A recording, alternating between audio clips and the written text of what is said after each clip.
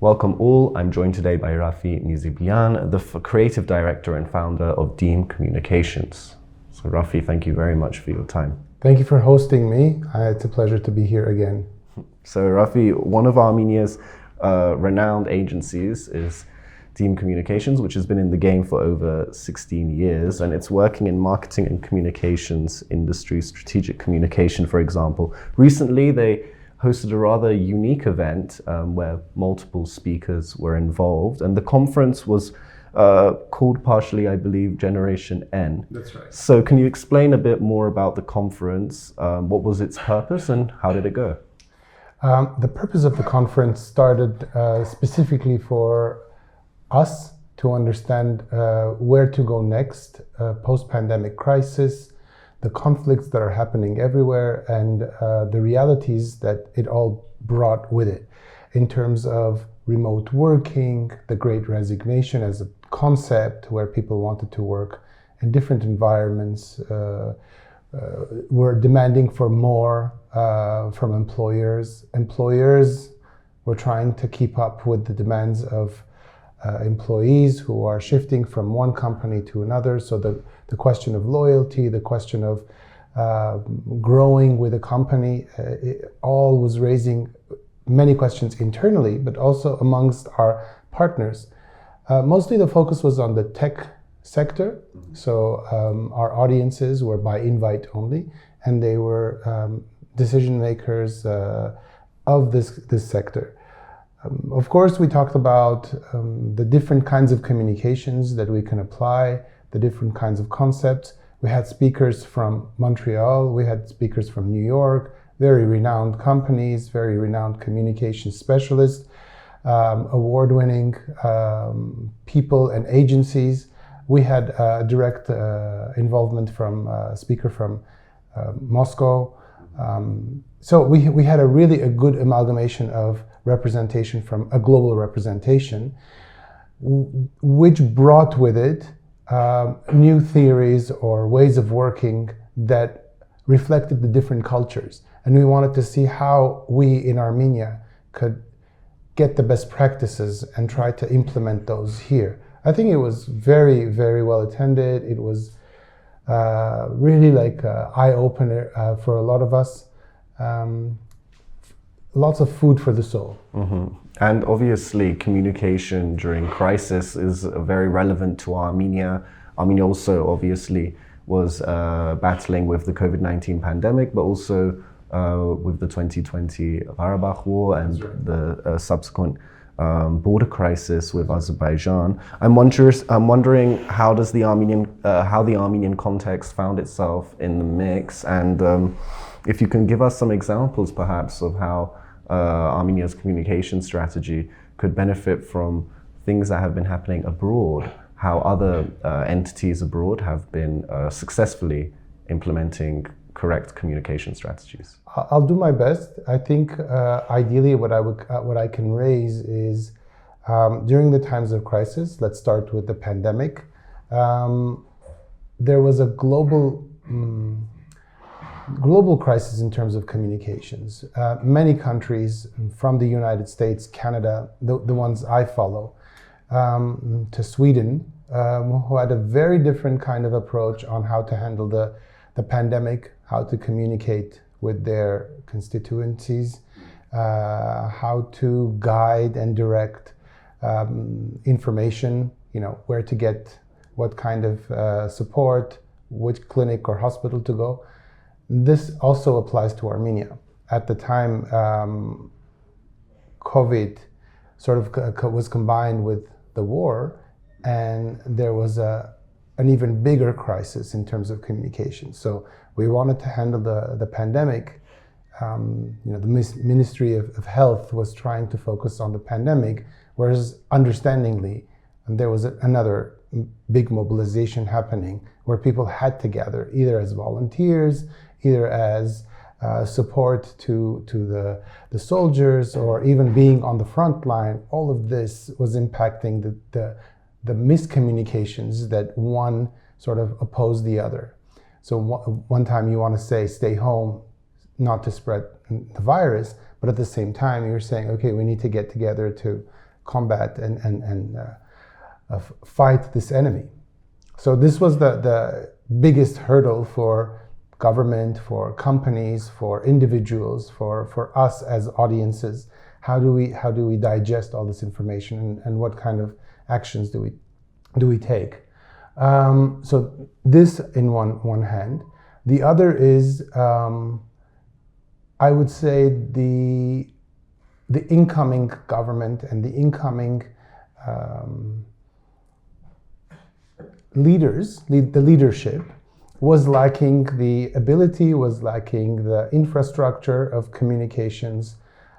They had just come in. By the time they started to set their own grounds and their own guidelines and how to and build their teams, the pandemic happened, the war happened, so they had to deal with several other crises without really having an infrastructure or even a strategy in place as they were building this on the go.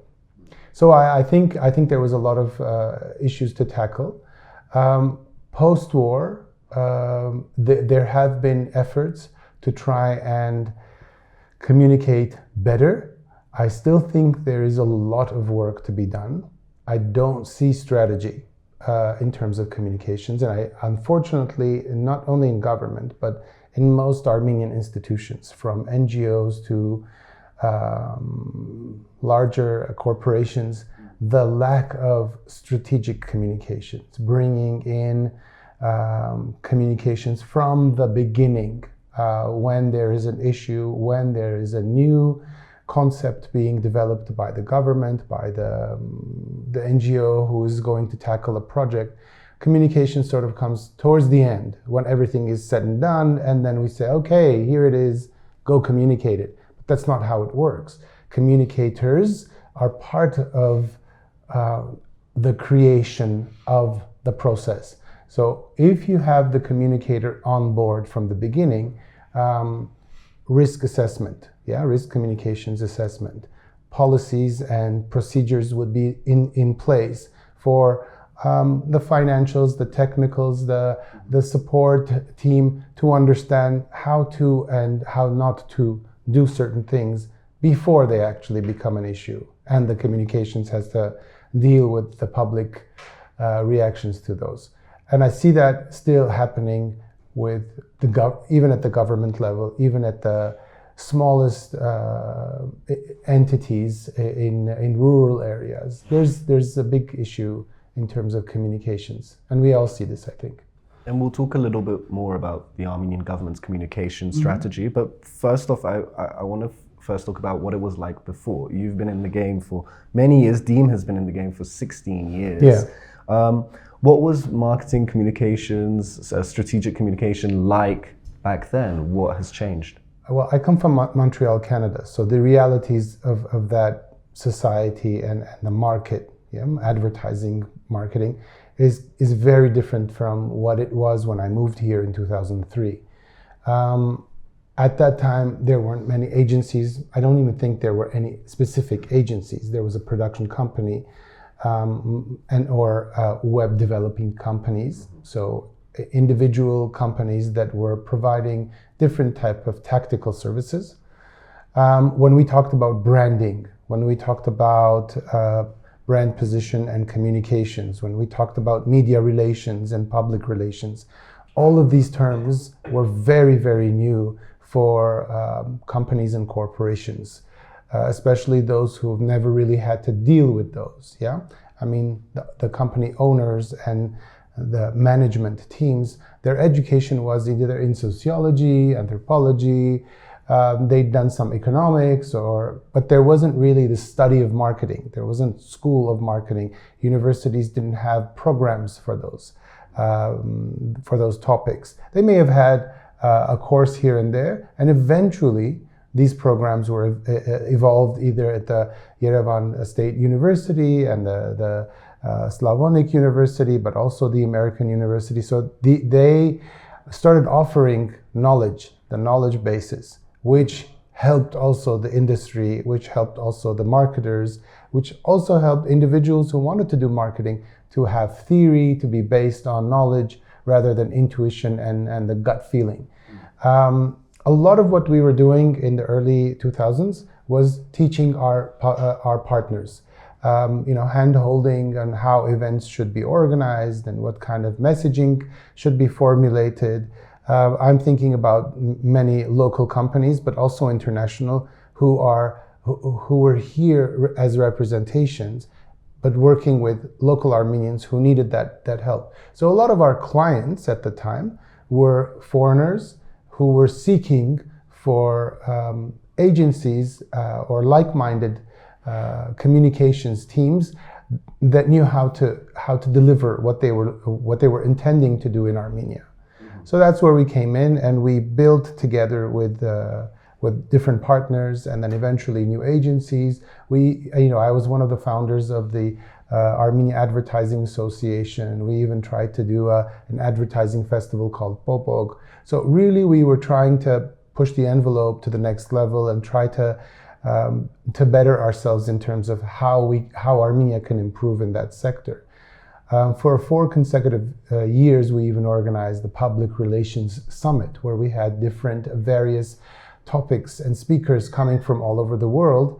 And we saw the pre and post realities of what public relations, which includes government relations, networking, and media relations, how it really changed when you have hundreds of people going through the summit year after year, how that impacts and how that influences the way people think, the way they do their jobs. And the Armenian government has received some criticism for its communication strategy, and you are no stranger to the Armenian government's communication strategy. I believe you've also consulted on this regard. What are some of the areas which you would like to see improved, and are there perhaps some areas which you are seeing improve?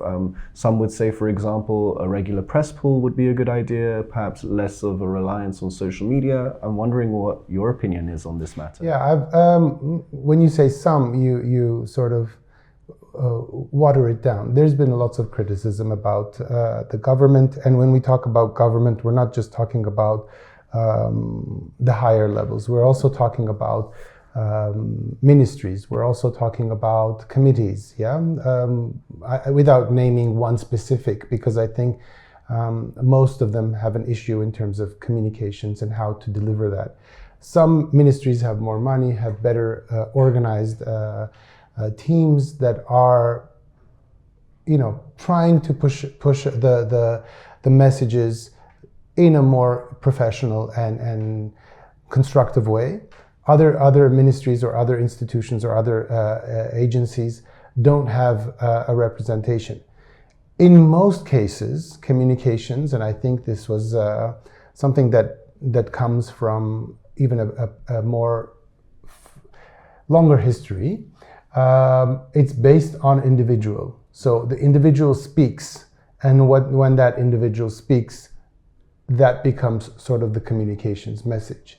There is no institutional messaging where we can see that this ministry or this government or this political party or that a committee is speaking all on the same level. It's really the leader of that specific institution that makes the message resonate through their public speech. And at times it's very intuitive. It just on the spot, I feel like I should say this, I say it. And you understand that what they're saying and what they're doing, it does not necessarily connect in most cases. And this is where you see that there's no strategic approach. It's just, I need to say this now because I feel this is the right thing to say. And this is the major hurdle that Armenia needs to overcome, and governments need to overcome. There should be very concise, collective messages that resonate throughout the different committees, throughout the different ministries, and at the very highest level, it should resonate. The Ministry of Justice cannot say something that contradicts the Ministry of Social Affairs. They have to be in line, and they have to say the same things because they do represent the same government. You can have a political party and another say different things because they represent technically different ideologies. We don't see a lot of that in Armenia as we see in many parts of the world, but they are separate entities. But the government, the ministries, and the overall institution governing this country needs to have a common message. And you know, I've heard the Prime Minister talk about education being the first priority. You know, he said this several years ago, and I still want to see, besides the ministry dealing with education, all the other ministries sort of backing that up. Everything needs to be on education. If that's our priority, it's every institutional team's and individual's priority within that government, which resonates and trickles down to us as individuals. And we start adhering to education as the priority and make that a value. And I found it interesting at the beginning of the interview, you said that the problem doesn't just apply to the public sector, but also to private sector as well. A lot of foreigners have been opening companies now in Armenia, and there's a lot of know-how coming from abroad into Armenia. I'm wondering what you think about that phenomenon, and doesn't that also kind of talk a bit about the conference which recently took place, wherein foreign know-how is brought in to educate people on what is a correct strategy for communication? You asked the question earlier from before and now, and definitely the influx of foreign investment, the influx of repats and or foreigners coming in with new knowledge has impacted the industry, has impacted the corporate sectors and the private sectors. Yes, there are larger corporations that do, I mean, when we talk about companies like Pixar, you know, they have really a very institutionalized communications. But we're talking about these startups that get several million that come in from their new investments without really having communication strategies. They start communicating this, that, and the other. And they communicate it. I've seen this very often on LinkedIn. The founder of that big company that received lots of millions will post a comment, will share an opinion, and there will be lots of response, lots of reactions to that LinkedIn post. Whereas his company, or her company, for that matter, will post something similar or something interesting that we can engage with, but the company itself does not receive as much traction. And the reason for that is the individual still overrides the company, the brand. Today, we see Nike or we see Adidas or we see Coca-Cola speak. We hear them say things to us directly. You know, just do it is not the founder is not saying that. It's the brand saying it. And I have yet to see lots of brands or lots of companies talking to us. It's mostly the individuals, it's mostly the founders. So still, as in government, also in companies, I believe individuals want to put themselves before their brands, their companies. Okay, well, Raffi, it was really insightful. Thank you very much for your time. It was my pleasure, and I had a really good time talking to you.